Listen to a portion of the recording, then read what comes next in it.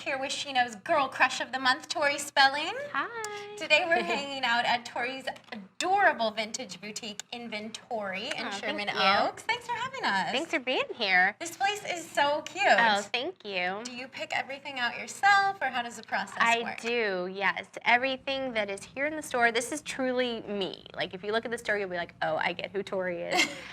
Most of the stuff has been in my home at some point because I go to flea markets and yard sales and estate sales, and I love vintage pieces. So it usually comes to our home first, and then I'm like, I should share it with everyone. Okay. And then it goes into the store. And then we have great products.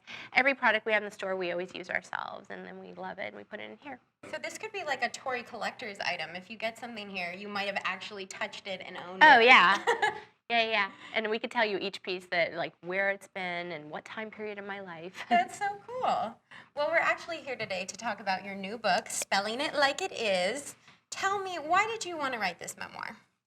I wanted to write this book because this type of book, it's the fourth one I've written, and the first one was kind of a memoir, tell-all type thing, and I thought, gosh, I feel like there's so much more to me. Like, what happens after this? And the great thing was the fans responded to the stories. So it wasn't like, oh, you've already told your story, move on. It was like they responded to kind of every moment that was happening, and they enjoyed the stories, so I kept writing the books. And so it's kind of where the reality show left off, the book picks up. And I wanted to do this one because I hadn't caught the fans up with, I only had Liam and Stella when I wrote my last book, Uncharted Territory, so I was like, I want to do another one. So what's the most shocking, crazy piece of info people are going to learn about you from this? Oh my gosh. Well, there's definitely been things taken from the book that's made headlines that did shock me because, when you read it within the story and hear it in my voice, it sounds very different than when you pull sentences and put it in the media.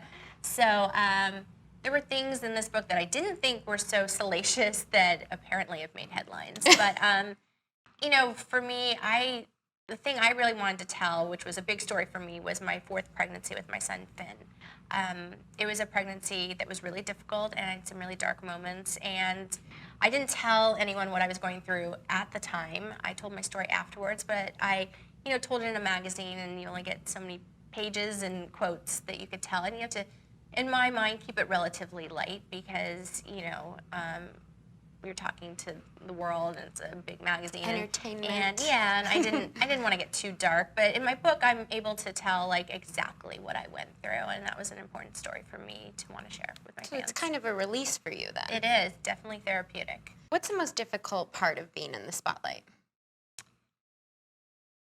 I think definitely, I like sharing about my life, but I wish there were boundaries. I think the paparazzi thing is something I'll never completely be comfortable with. My kids are getting to the point where they can read now, so when they see these shocking headlines on the covers of magazines, it scares them. How do you explain that to them? It's a hard one. I definitely, the first time I had to deal with it was when Liam, who is 6 now, we were in the market, and he was able to see, in the grocery store, and he was able to see a magazine cover and thought that Dean and I were divorcing, which he didn't even know what that meant, but he read Who Gets the Children. He saw his own picture, and he was very confused, and he was scared. Yeah. And I had to try to explain to him that's not true, and his answer was, but it's in the magazine, it's news, it's truth. And I'm like, I wish that were so much for you to learn. And I was like, that should be the case. It really should be, but it's not always. Well, we are extremely glad that you share yourself and your talents with the public, namely crafting. Yes. What kinds of cool holiday projects are you working on? Oh my gosh, we live for the holidays. They mean everything to us because we make everything, and we just have such a good time baking and cooking, and it's like a daily thing. We definitely always make our own ornaments. That's a big thing. Every year I have the kids make their own ornaments, and my goal is when they're adults, they'll have a big box of all their ornaments from the time they were little all the way through, and I'll be able to say, here's your ornaments. And they'll they have their whole tree decorated. For their family. So yeah, that's the goal. And with 4 kids, I'm like, okay, we're going to have a lot of ornaments then, but that's great. We make salt dough ornaments, which are really cool because the kids are like, are we baking? I'm like, yes, and they're going to be ornaments. I'm like, yeah, it's really cool. You're baking and cutting out shapes and stuff, but we don't eat it. And then they paint them and decorate them afterwards. Well, the holidays are upon us. What are your big plans? Oh my gosh. Probably just we're going to be together as a family. We've been working a lot this year, so it'll be nice to take a couple weeks off and just focus on the kids. And they definitely want to go to the snow, so we're going to have to work on that. And you talked about your ornaments. Do you have any other fun family traditions you guys do every year? We bake a lot. Yeah, it's a good excuse to bake cookies. We Absolutely. bake so many cookies. I always say, like, oh, this would be a great gift. We're going to bake cookies, and then we just end up eating all of You them. eat them all? Yeah. How do you stay in shape in the holidays then? I'm kind of the mind, like, the holidays, it's not really the time to diet. Yeah. You kind of, all bets are off in the Got to holidays. relax on Yeah. that during that time. Yeah, you can pick it back I up see. again in the new year and go healthy. That's fine. Do you guys do the stockings and Santa Claus and all that? We do.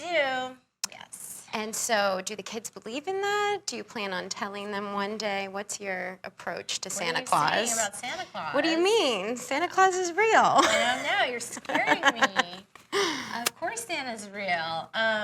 Well, we always do. And we do Elf on a Shelf. That's a very big one in our house. Oh, I like the that little one. Elf guy.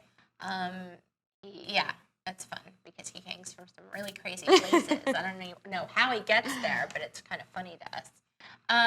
But we DIY our own stockings and just literally everything. And then the Santa bags and Santa It's a big comes down our production. chimney, of course. Who dresses up as Santa? Santa, of course. What are you talking about again? I'm sorry, I'm like crushing your dreams here.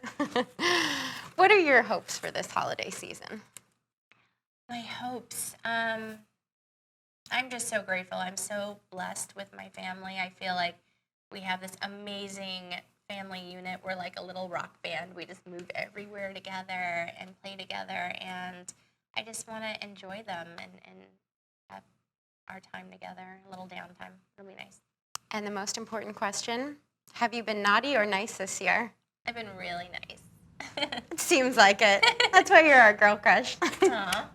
Well, thank you so much for having us in today Yeah. and Oh, checking out your store. I absolutely love it. I'm going to do some shopping afterward. Oh, thank you. Where can our readers find out more about your DIY projects and get your book?